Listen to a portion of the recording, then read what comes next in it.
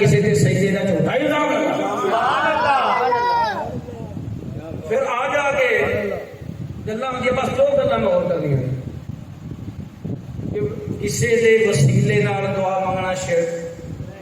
نبی دے ولی دا واسطہ دینا شرک، تے گناہ تے کی دگی ایک سارا کچھ گناہ ہے۔ اللہ کا قرآن سنو، پہلا سپارہ ہے، سورہ بقرہ ہے، آیت نمبر 99 ہے، یعنی 89 اللہ نے ارشاد فرمایا وَلَمَّا جَاءَهُمْ كِتَابٌ مِّنْ عِندِ اللَّهِ، سبحان اللہ،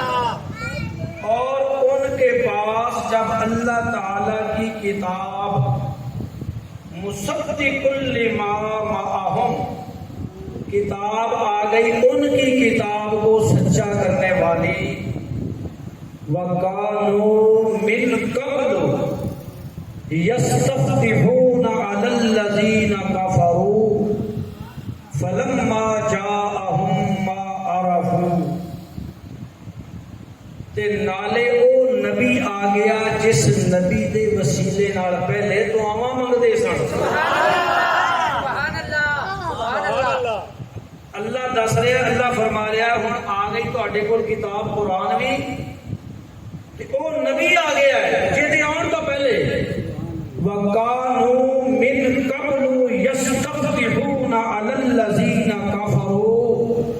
اور جدو تسی ہرن لگدے سیگے کافراں کولو تے اس نبی دے وسیلے نال دعا منگدے سن۔ اللہ دستا انہاں یہودیاں نو والے کتاب نو تسی ہن مکردے پئے ہو، اس نبی نو منن تو انکار کر رہے ہو۔ وہ ویلا یاد کرو جدو اس نبی دے آن تو پہلے شکست کھان لگدے سی تے فتح حاصل کرنے واسطے اس نبی دا وسیلہ دے کے اللہ کولو دعا منگیا کرتے سی۔ یہ ترجمہ بھی کافی ہے، سبحان اللہ، تھوڑی جی ڈنڈی ماری انہیں گل بڑائی بڑوئی ضرور آ لیکن گل وچ آ گئی۔ یہ تفسیر وچ بھی لکھتا ہے یعنی جب یہ یہود مشرکین سے شکست کھا جاتے تو اللہ تعالی سے دعا کرتے یا اللہ آخری نبی جلد مبعوث فرما تاکہ او دے نال رل کے اسی لڑ کے فتح حاصل کر لیا کریں۔